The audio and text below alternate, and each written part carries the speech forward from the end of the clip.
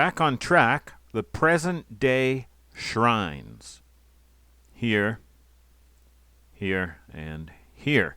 Today we'll look at the bottom two and how these pockets were used in the castle, or intended to be used. The archaeological evidence, the descriptions of them by farmers, and just common sense tell me that these sites were all part of our 1,300-year-old castle, and the shrines that are on them now, are Johnny-come-lately squatters, opportunistic scavengers. Now, just the bottom two pockets today. The uppermost is a little different. We'll describe it later when we come to it.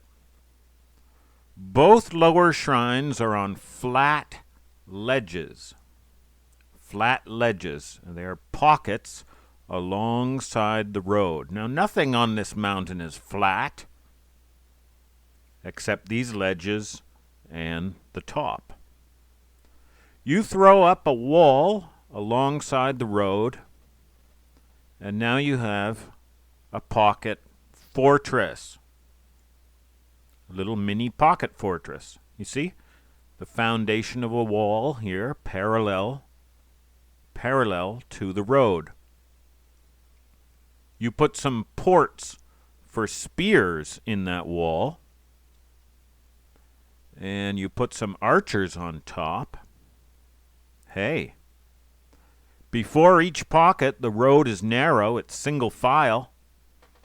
It also turns the approacher around so that his shield arm is turned away. It's made useless before you come to these walls.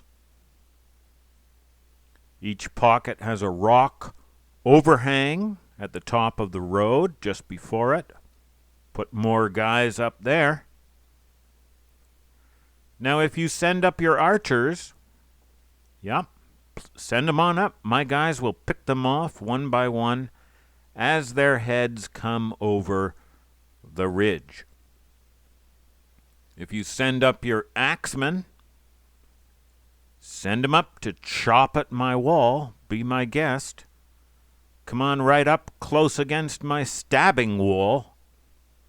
Every man that I stab bleeds on and lubricates these rocks.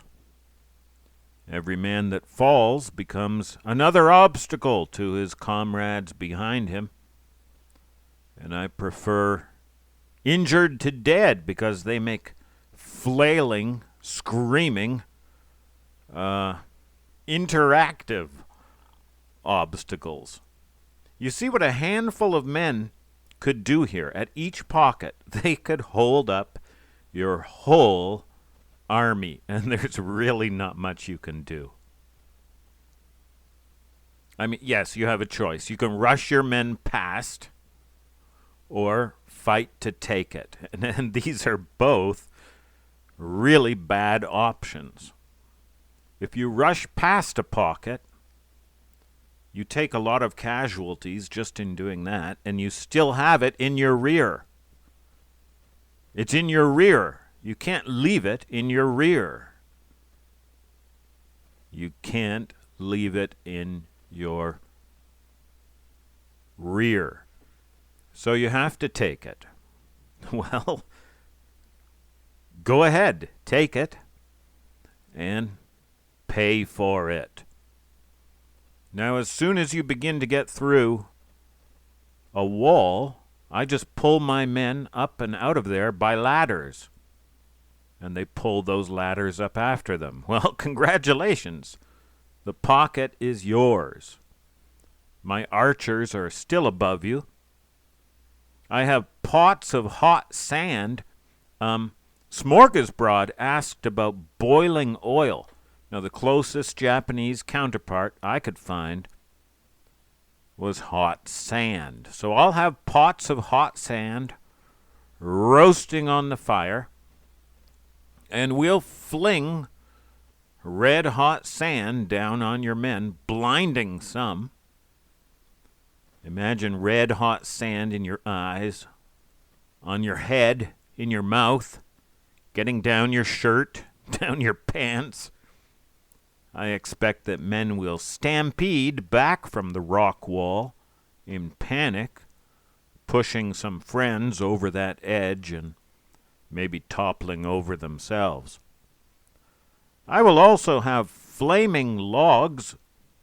Yeah, why not flaming now? We have the fires burning anyway. So flaming logs will come down the road and into that pocket, lighting the guardhouse ablaze. The guardhouse will already be anointed with oil. Now there's your prize. How many men did you spend to get it?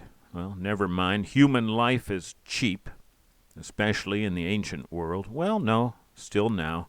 But more importantly, how much time did you spend? You're on the clock, remember. By the time you get up to the lowest shrine, I think it's already mid-afternoon. I think it's going to be dusk by the time you defeat that, or just admit that it's defeated you. And then you're out of time. You're out of daylight. You are defeated. The second shrine, Sarutahiko Shrine, is even bigger. It's even stronger. The rock base is elevated. I cannot imagine any army. It doesn't matter how many people you have. They have to come single file.